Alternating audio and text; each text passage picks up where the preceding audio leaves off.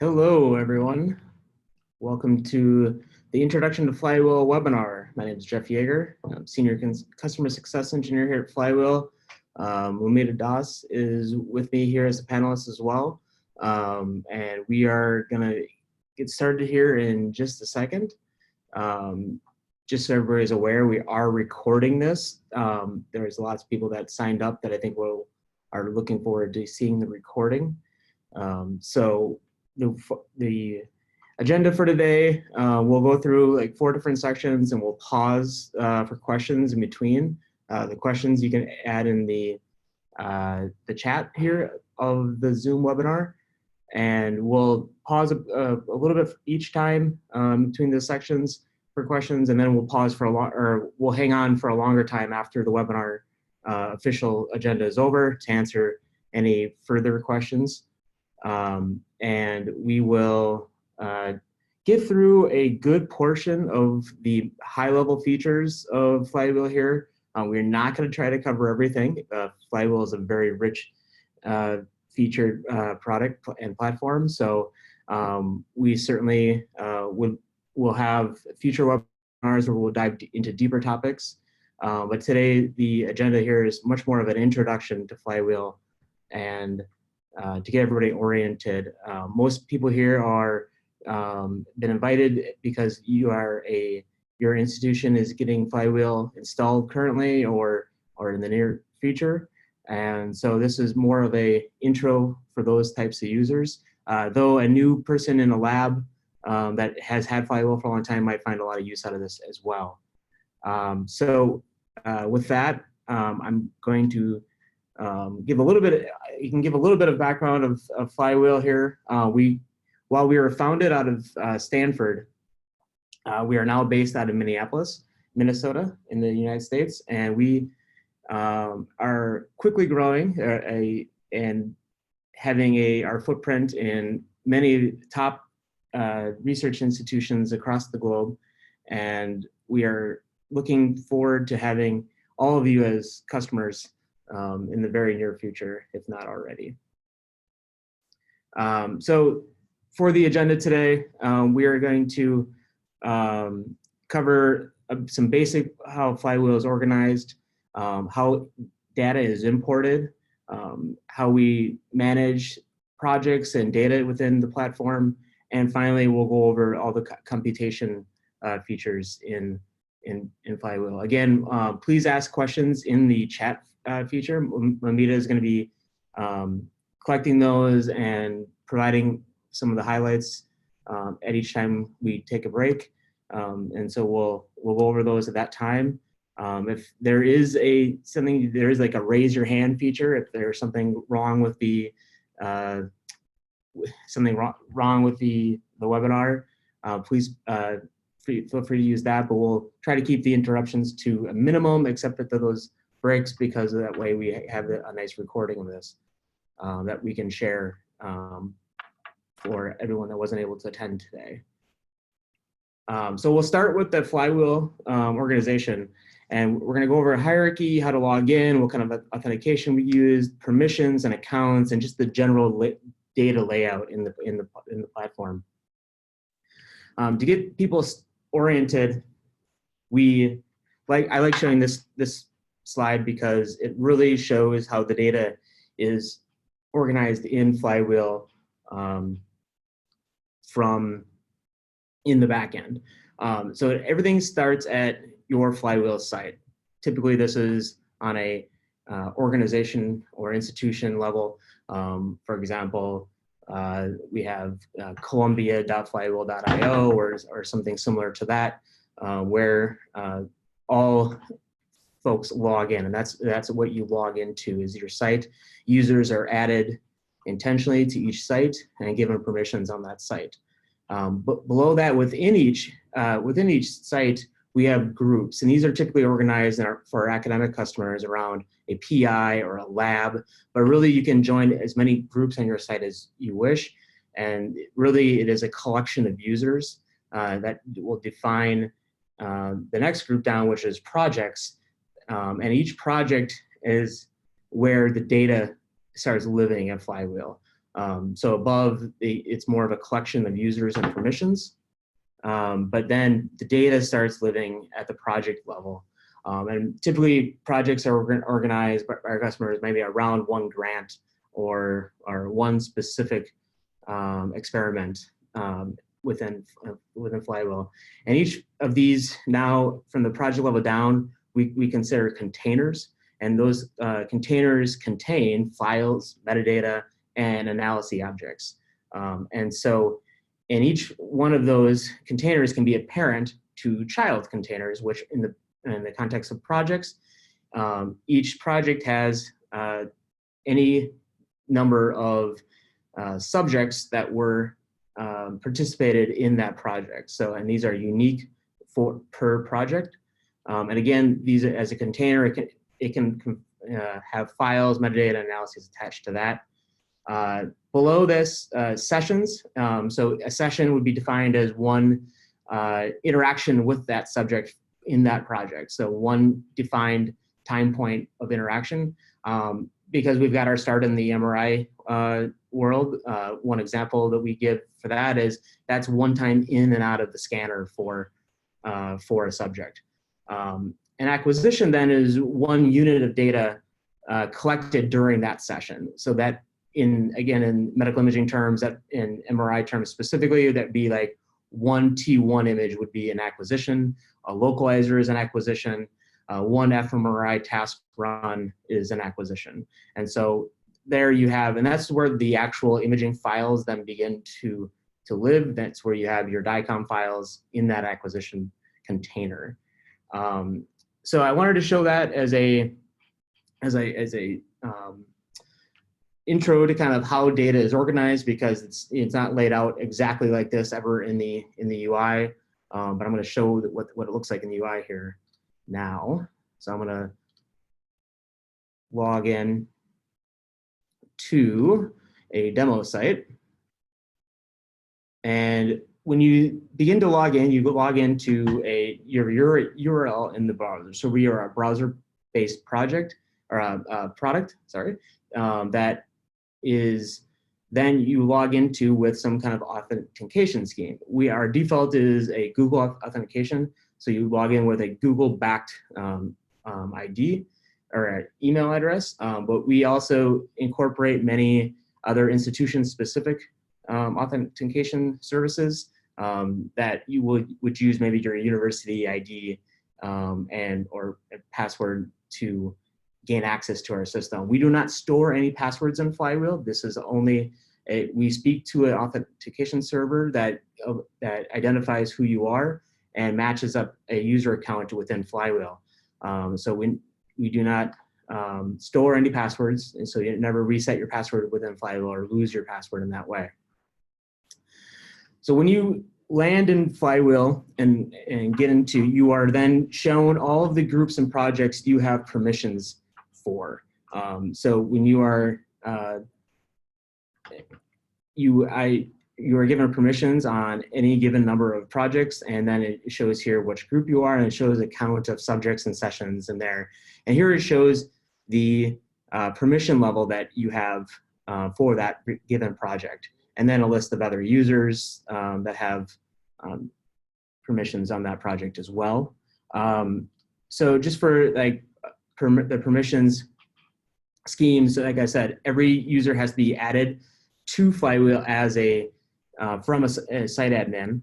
So for example, Preston here, we added, and all you have to do is add give a name and an email address. The email address is your unique identifier for your account in Flywheel. And you can be given as like a site manager access as well. But when you do that, then you also are given permissions on groups and projects. And here you can see that we have Preston in 2 different groups and 3 different projects. You can see that he has a default permission scheme, and this one project is read-only.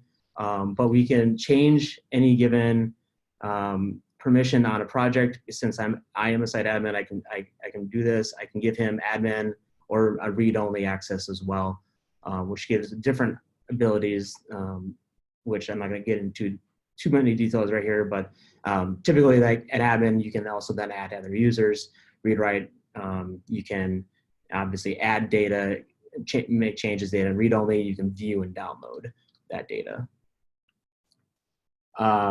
So we'll go back to the projects that we have. So we'll dive into one of these projects. So we'll take the anxiety study right here, and your landing page has a description. It's markdown supported. You can add a lot of details here to kind of orient people that are maybe coming to your study and understanding what's going on here. At the next level, we have where the data starts and the sessions. So here we have a list of all the data sessions that were added to this project. We have a way of switching back and forth between a list of sessions or a list of subjects here with this little icons. And here, now these are organized by subject. You can see this now has different sessions in a longitudinal study. So this subject has 2 sessions. You can see by the date, we're collected on 2 different dates. And when we select this session, the acquisitions appear on the right-hand half of the screen.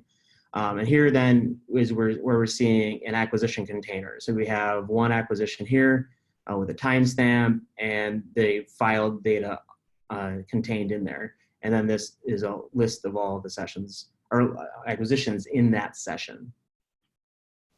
And again, here you have more details around the session. You have some metadata attached to that container, and along with timestamps. On the subject tab, you have here the ability to choose between a human, animal, or phantom with that subject metadata. And this metadata, we'll go over kind of how that gets added in later, but you also can attach files at each of these levels or tags and provide notes on any level of the Flywheel hierarchy. Again, the same with the project. Custom labels, attachments, and so forth. Finally, the analyses is kind of a special container within Flywheel that really you have analyses at every level of the Flywheel hierarchy. And they are containers in their own right, and they are results of gears being run, and which we'll get into, but gears are applications that are algorithms packaged up into algorithms that are packaged up into algorithms that are packaged up into applications that can be run on the Flywheel platform. So here again, we'll have some more information on the attachments on the project level. Again, analyses on the project level that are attached, permissions on that project. And we'll get into some of these templates and gear rules in a little bit. But at this point, that's the general layout for the data in Flywheel. So I want to then pause. And do we have any questions at this point? Not in the chat. I can pause just for a second if anybody's got any questions. Otherwise, we can keep moving. That was fairly straightforward, hopefully. So we'll get into now how that data that we just saw actually gets into Flywheel. So now we're going to talk about the various ways of importing data into Flywheel. One of the main ways is our Flywheel connectors. This Flywheel connector is what I like to call some of the magic of Flywheel.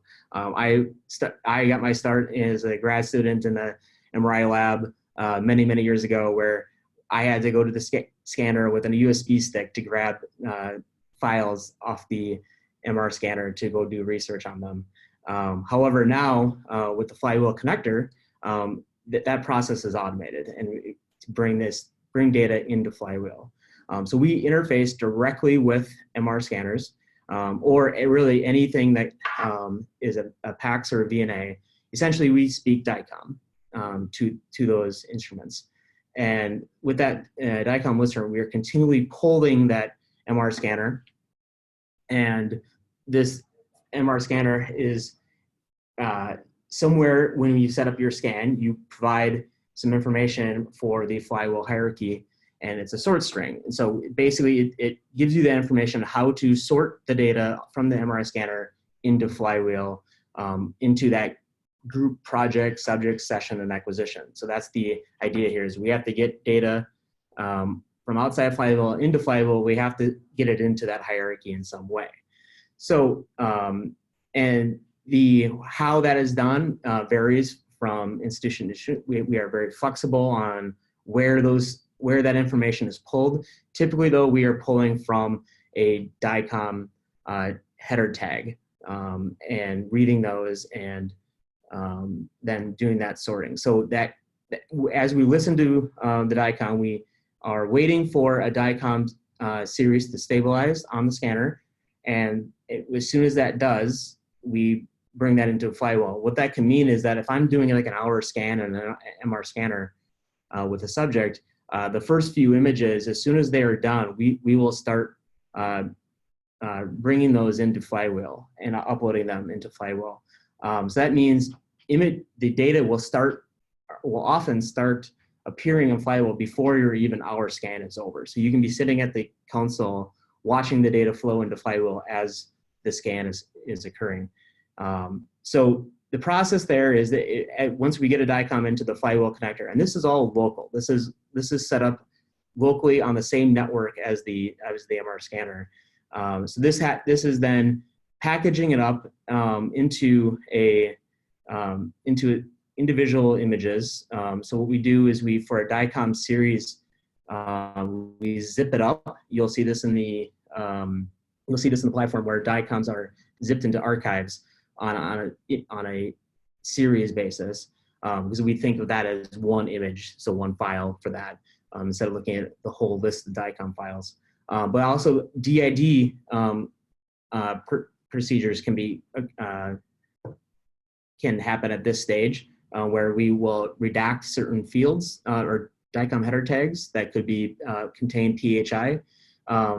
In some instances, this is necessary by your local PHI handling rules, and we can handle a wide variety of custom DID profiles that we can do. But then finally, once it has a way of sorting that data, DID identifying and packaging it up, then it will upload to wherever your Flywheel application is.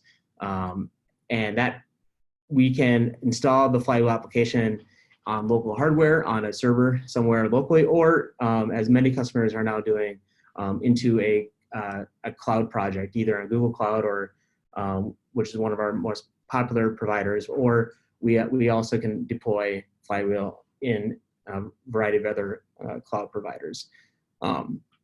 There's another aspect of this, which is, well, what if I don't have DICOMs? What if I have other types of files? We can also bring in and listen to a file system. So a file system could have, one of the use cases for that would be raw data. And so raw data could be pushed to a file system, which then the Flywheel connector is watching.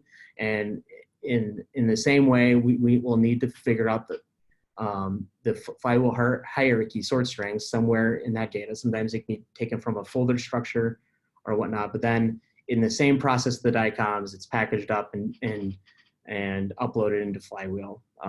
So there's a wide variety of abilities to get data in an automated, hands-off manner.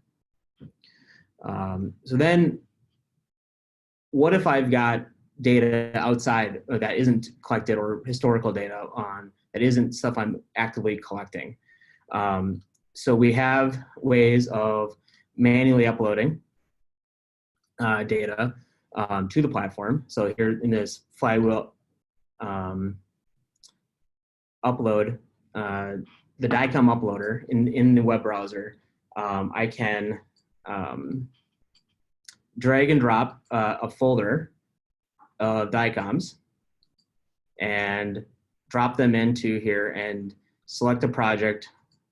So let's go into hello project, select that project. I've got that data in, and what it's doing here is the browser is reading the DICOM header files to try to sort those into. And we have some default DICOM tags that it's looking for session label, subject label, and all the different Flywheel hierarchy. But all these are editable. So if I want to change that subject label to Jeff and want to change that acquisition label, run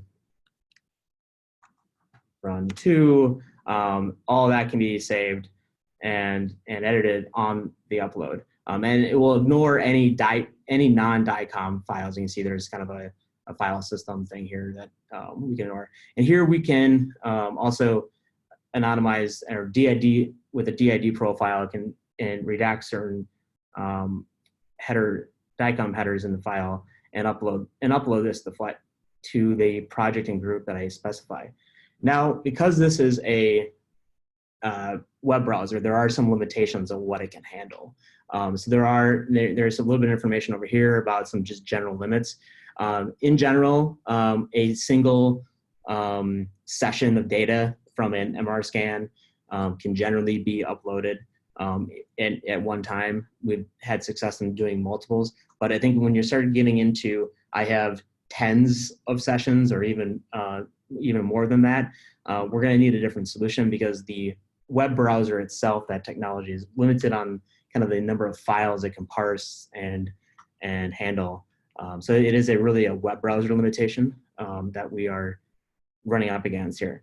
So what happens if I have a historical study from a couple years ago that I collected dozens and dozens of sessions for, and I want to get those into Flywheel?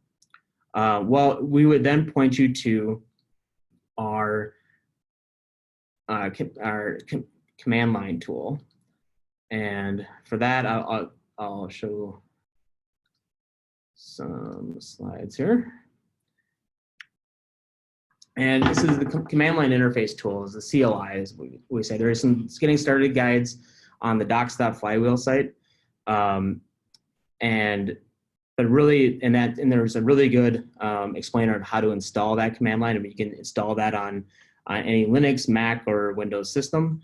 But before you get started, you really want to understand really well on how your data is organized locally, and then how you want your data to map into Flywheel's hierarchy. So you need to be able to understand what group and project and subject and session and where where that information is going to come from your local directory, or you're going to have to provide that in the CLI command that you use to upload into Flywheel. So we have a few of these command line commands, and one of them is the FW import command with that CLI tool. I break these different subcommands into two different categories. One is a directory scanner, and the other one is a structured folder, what the command is expecting. So what a directory scanner is doing is it's looking for a file type. So it's only looking for a single file type, and our most common is DICOM. So it will, if you point it at a top level directory, it will go down and scan for all those file types. So a structured folder, on the other hand, is expecting a well-defined folder structure that is defined in a couple different ways. And if your folders are structured in that way, then it will use that information to map into the Flywheel hierarchy. So example would be the import folder, which is just the Flywheel hierarchy. So if it's already in the Flywheel hierarchy, that's the easy way of doing it. That works really well if you download and then have to re-upload something. That works. It's a very common use case. For those of you that are interested in bids or already using bids, if you have a bids folder, a directory, we have an easy way of importing that kind of directory, and so that is already organized into bids. So that's a very handy one.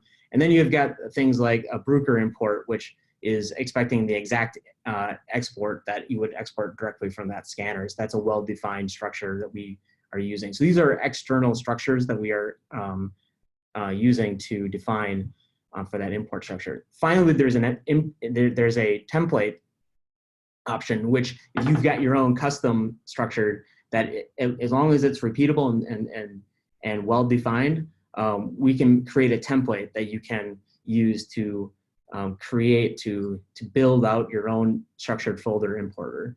And that we can definitely go into in more detail in a future webinar on how the details of that. It's a very flexible and powerful tool, but it does take a little bit of a deep dive to get into. But in general, whenever you are using the CLI to import, it will look something like this. So you run your command by pointing at the folder and then providing some different things, like you're going to use the psychology group and then the anxiety study project, and then it will show you what the command line tool found. So here it found a folder name that's creating a folder, a group called psychology. It's creating a group. It's going all the way down and creating that flywheel hierarchy. And then it will show you a summary of what it found as well. And this can be really great because if you have a big group of where it's going to show you exactly what was found all the way down. So this folder tree can get quite large sometimes, but this summary then can show you exactly how many subjects and sessions and acquisitions you found. And then it prompts you to confirm that upload. So I'm going to pause there. I think we're about halfway through, and I want to make sure we keep moving. But if there's any questions on like how to import some data? Yes, we have 3 questions here. 3 of them from Alan. So first question is there already a refined solution to automatically grab raw data from Siemens scanners? That is what we normally get through Twix. Yeah, so we've had several customers that are already doing this. We've built a few solutions for each of those, and I think I wouldn't want to say it's a well-defined, and I think we're still making sure we have captured all the different use cases for that. But it's something we are doing and we've done, and we will be happy to look at your setup to get that in. And we do have a few gears that do a conversion from that raw to other formats once it's in Flywheel. Okay. Is there a built-in way of backing up the entire Flywheel database? Yes. So when we back up the Flywheel database, if we are deploying in the cloud, there are very automated tools in the cloud system, in the various cloud providers. Google has what they call hot and cold storage, and nightly the whole system is automatically backed up into cold storage. Those details I'm happy to get into more. If we are deploying on premises, then that is something where that backup will be the responsibility of the organization that is maintaining that server. We can give some general guidance on how that can happen, but in general, that's we will help if it's in the cloud. If it's on premises, then there are ways of backing up the system in mass on premises, but that's the responsibility of that customer. And can Flywheel export data for local downloads in BIDS format? Yes. And I actually will get to that in the next section here. That's a good transition then, and on how we we'll talk a little bit about bids and download, and in general about how we manage data and projects in Flywheel. So I'll jump back into, because I think this is best displayed in the product itself. So if I go back into that anxiety study and go into some data, you will see, going back to this analysis container, you will see a few things. So we have different files here underneath this same acquisition. So the little indicator here of the circle shows that this was imported by a device. And we kind of treat this as like original data. So this could come in from a scanner or some kind of other automated import system, and that it gives some basic metadata on that, when this was uploaded, which device did it, And you'll notice, as I mentioned before, we're zipping up a folder of DICOMs here into a zip file, so it looks like one image. Beyond that, then we recognize and we type every file that comes in. We sort of support really any file type. In Flywheel, we're in that way, we can have various different file types living right next to each other in our system, which separates us a lot from a pack system. And finally, there's metadata, and you'll notice there's some classification attached here, but I'm going to go into this little icon here to show more detail of that metadata.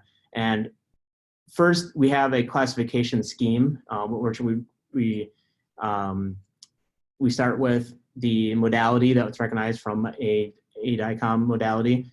But underneath that, we have a classification scheme that we have defined here, where these are all multi-select, but for these you have structural, functional, field map or calibration, and then you have other things, which what kind of measurement is it on a perfusion, spectroscopy, etc. So all these are well defined. We have a scheme here that we have standardized, and I think that's one of the other powerful things about Flywheel is we standardize a lot of these classifications, and that's where we get into the power of sharing and big data. Once you've tagged these images in a intelligent way, they can be used and reused throughout a longer lifespan. And then we have some custom classification tags we can use in that system, but that's an elevated form of just metadata for us. Any metadata then, any additional metadata we want on that file is found below. And when we bring in DICOM data, one of the first things we do is to pull that metadata out of the DICOM header information, and we stick it as metadata on the file. That way we can search and access that metadata without actually having to access the file itself. And that really speeds up and provides a great search functionality within Flywheel, which I'll demo here in a second as well. And this then really lives in this info object on this, and these are all editable, and you can add more to them. And these are you can collapse these, so they can be hierarchical, and so forth.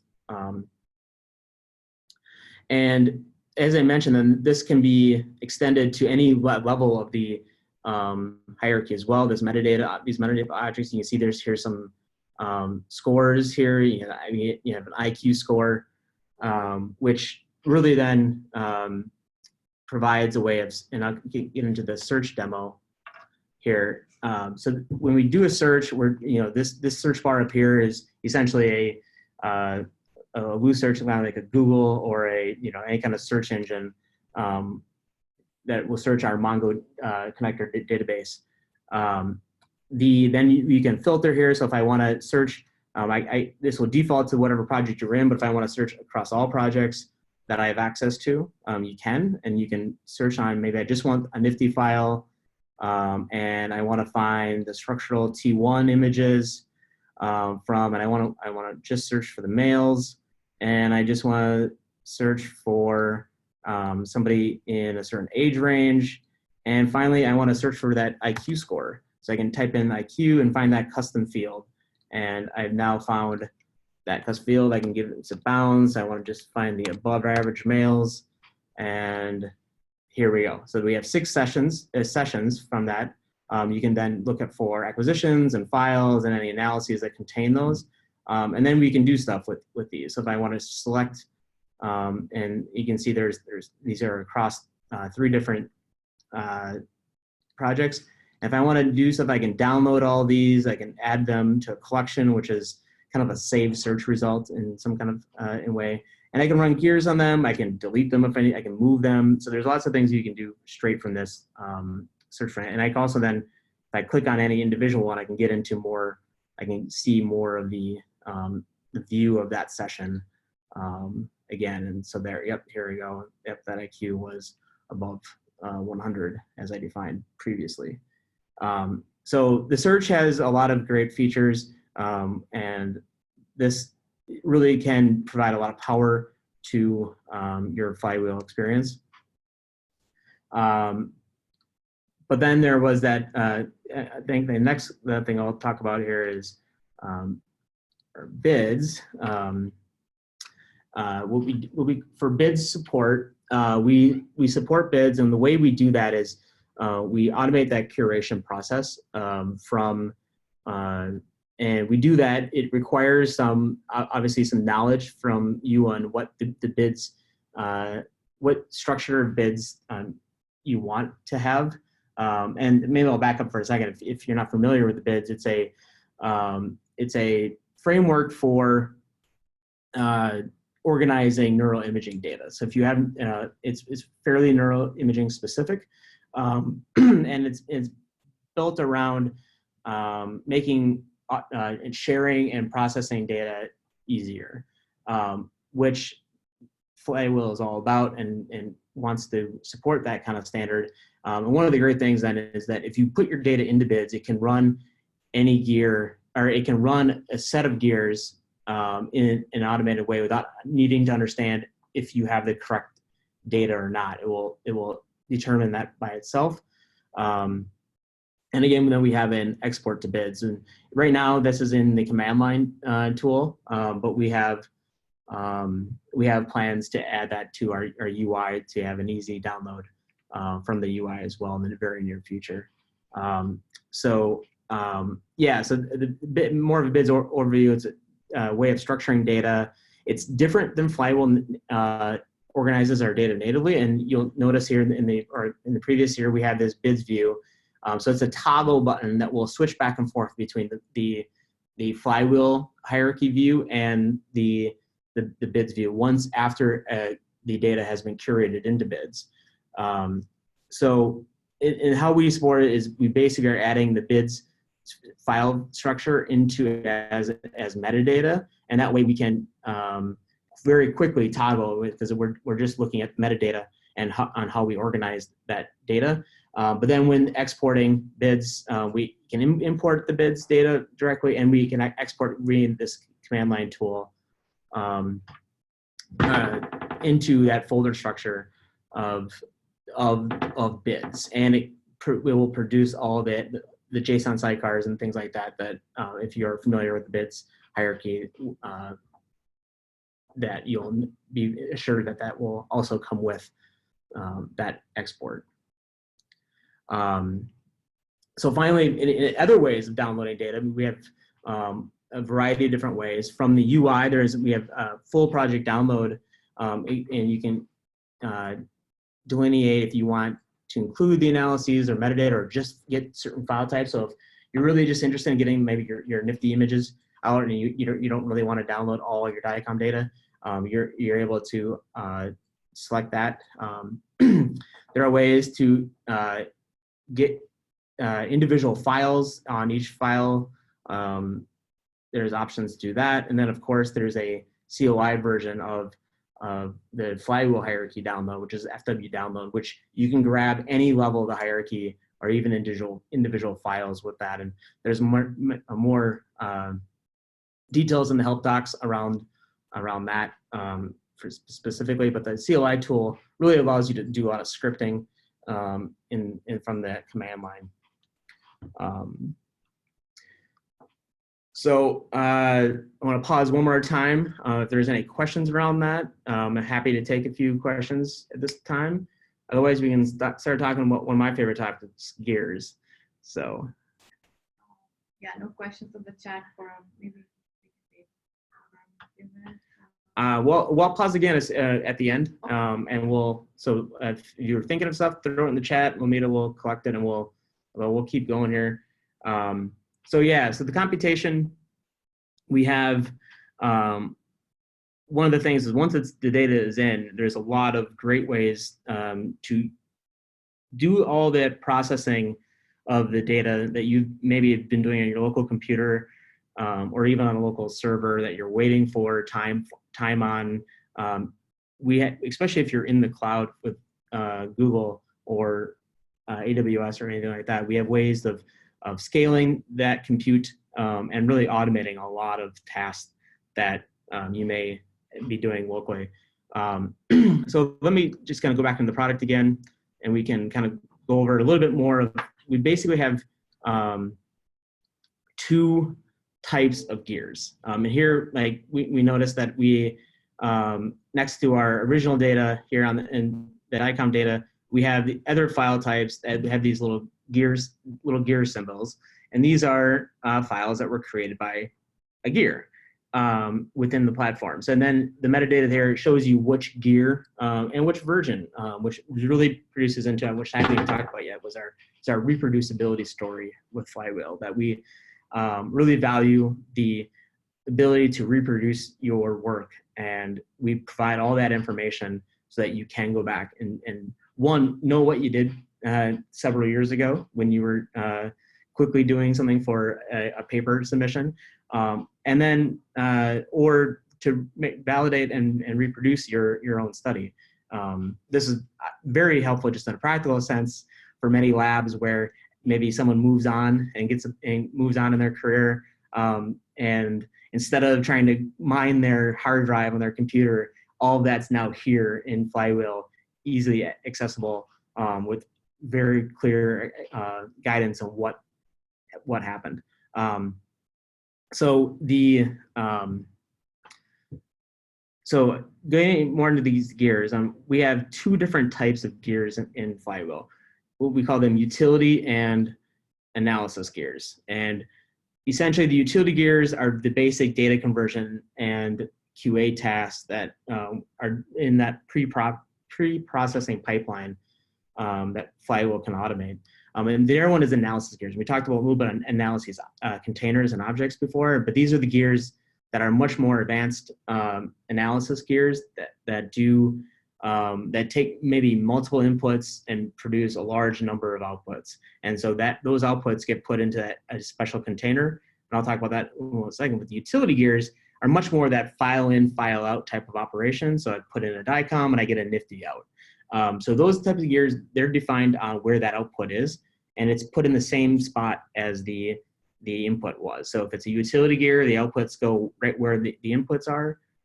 The analysis gears get put into, and so that's one way of thinking about it, is that the two classes of gears really is defined in our backend as where the outputs go. So utility gears, again, you can do a wide variety of what would try that DICOM to nifty version. So when you come here, you'll see the gear that you selected. And then we also version all of our gears on the platform. So you can see each version that is loaded onto your site that you can then select from. So if you wanted, compare and contrast two different versions of an algorithm, or to verify that you're getting the same results, that is something you can do and run easily from the platform. And here you can select the input.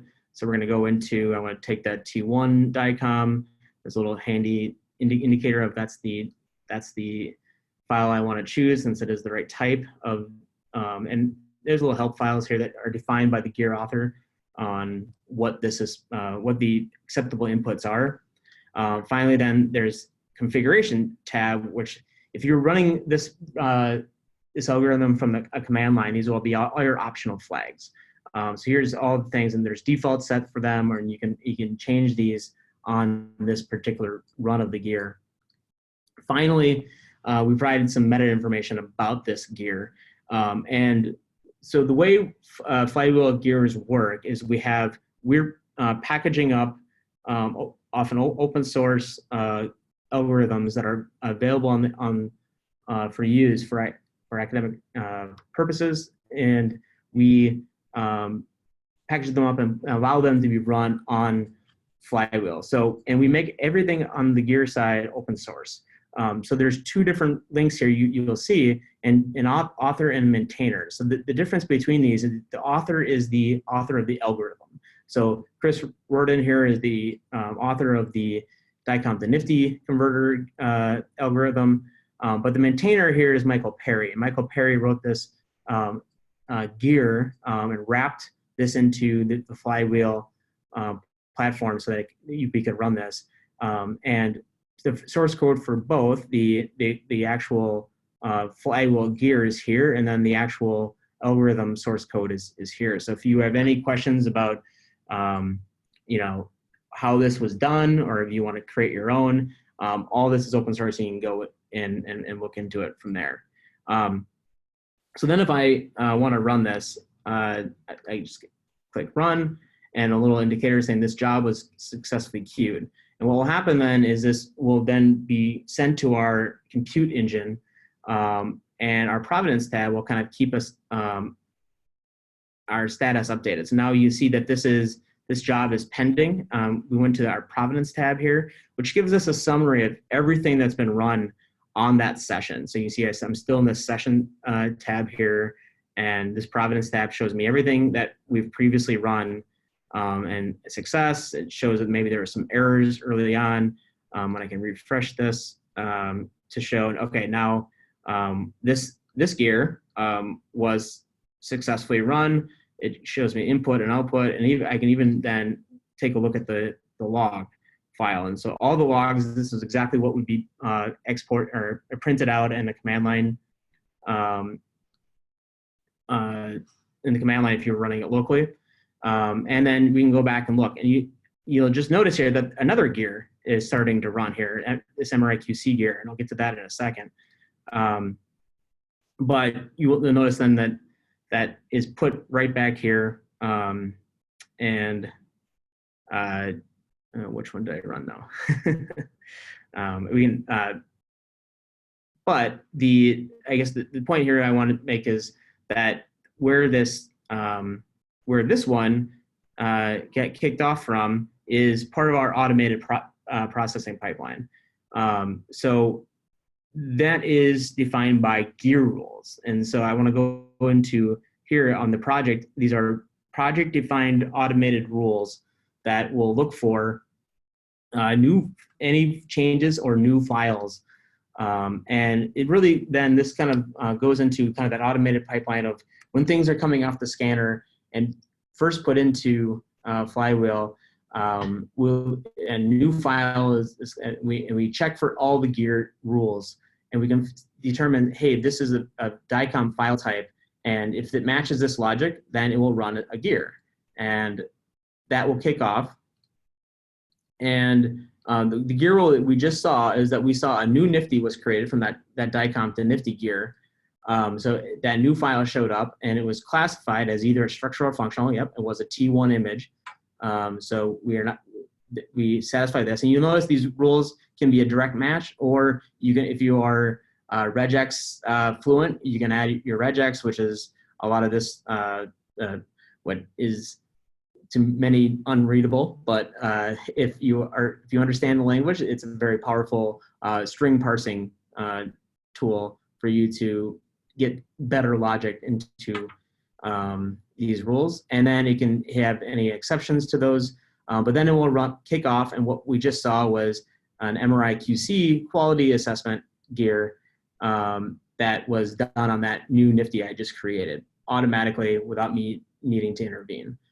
So these, you can create any kind of logic and create your own essentially automated pipeline for that data processing as it comes in.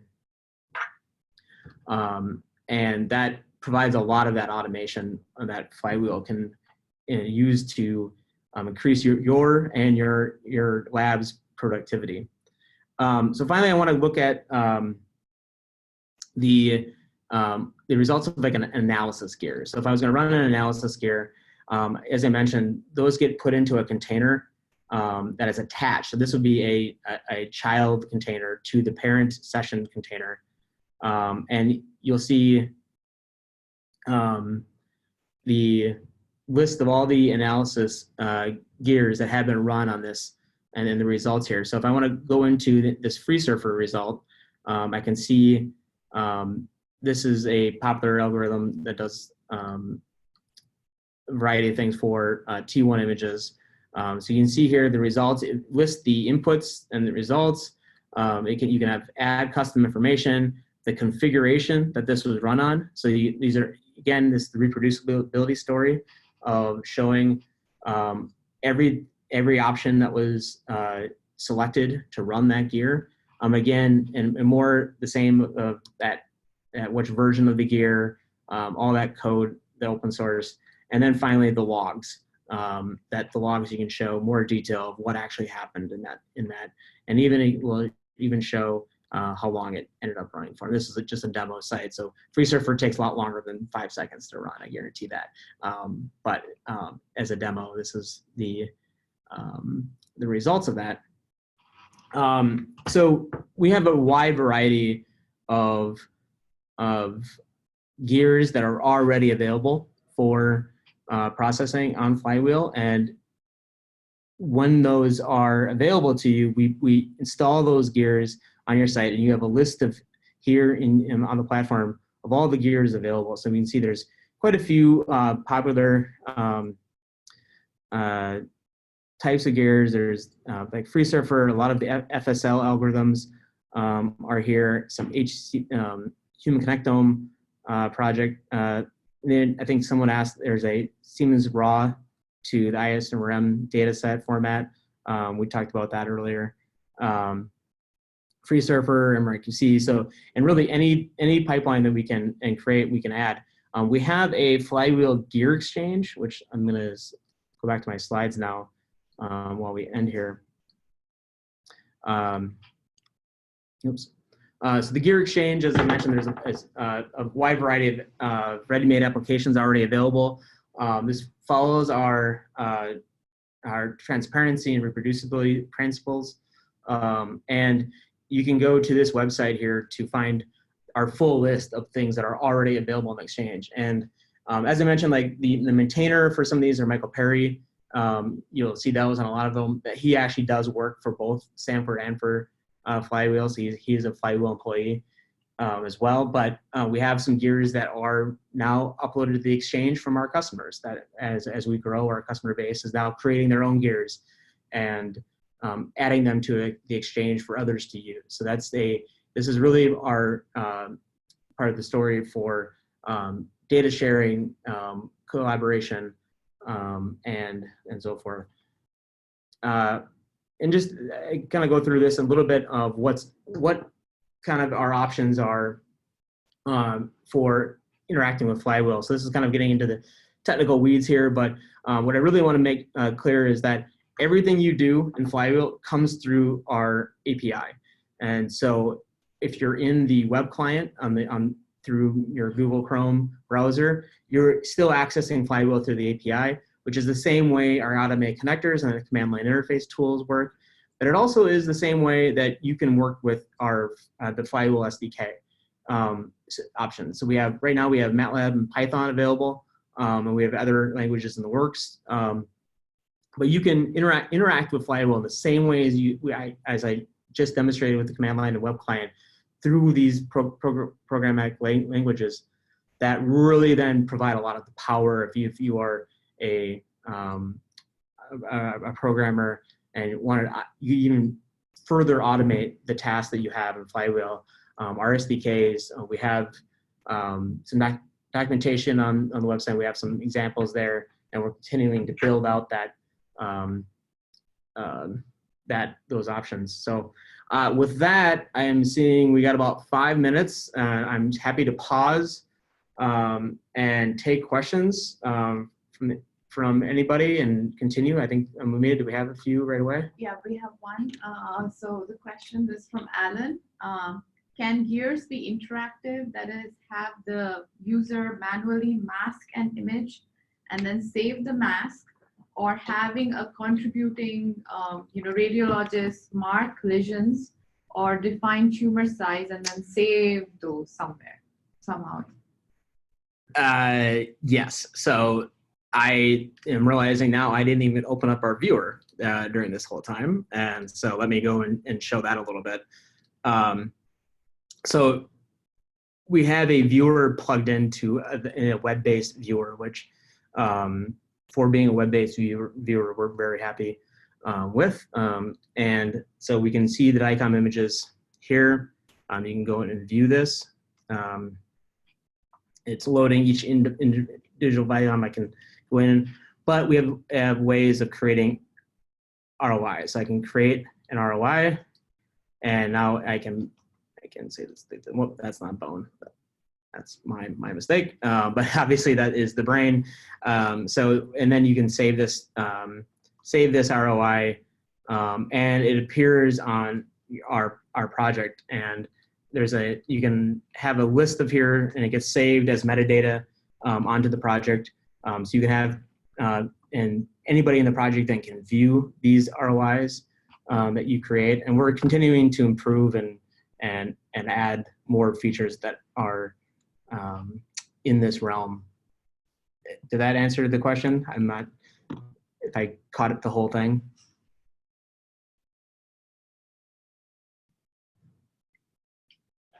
Yeah. Yes. Okay. Yes, that answered it. And there's one more question that is, does the web-based viewer handle Nifty as well? Yes, I can demonstrate that as well. So yeah, the Nifty. So really, we have a viewer for many of the file types here. You'll see anywhere this little view icon says we are then queuing off whatever file type is. So I can open this up, and this will be the fMRI Nifty's. So this is not a great image, but you can see that yes, it handles it handles Nifty images, as well as we can view these QA reports, and let's see if I even find a different. There's a montage viewer. So you take a look at a montage. So really, we've got a few different viewers, and I think we even got. Let's see if I can see a attachment. Yeah, so CSV. We can view there, and so that you can view all your data. We have got a really great feature in the works here in one of our next releases. It's called Data Views. It's going to really empower a lot of viewing of that metadata in our platform. I'm really excited about that. I don't have a demo today for that feature, but you look for that to be on the what's new list in Flywheel very soon. So yeah, but we have a lot of viewer options, and continue to develop those as we progress here. Anything else? Well, it is almost 9 o'clock, so I really appreciate everyone taking an hour out of their day to spend with me to explain kind of the intro to the Flywheel platform. I didn't get to a lot of things. I could talk about Flywheel all day long. We've got some really great features that are hidden deep in there, and we will continue to have more of these webinars that will go further into those topics on how to better manage best practices in managing data, best practices for some SDK and gear development. So look forward to seeing a lot of those pop up. We'll be sending those notices out to a lot of your site admins, and let them know when new webinars will be scheduled here very shortly. So with that, I thank you. Anything else? Looks like we're getting some feedbacks too. So yeah, I mean, if they can share with us the feedbacks.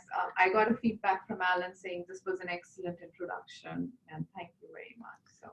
Well, thank you. And again, if you have any questions, we have a support email, support@flywheel.io. Please follow up with that, and that will reach both Momita and I and our whole team of support engineers.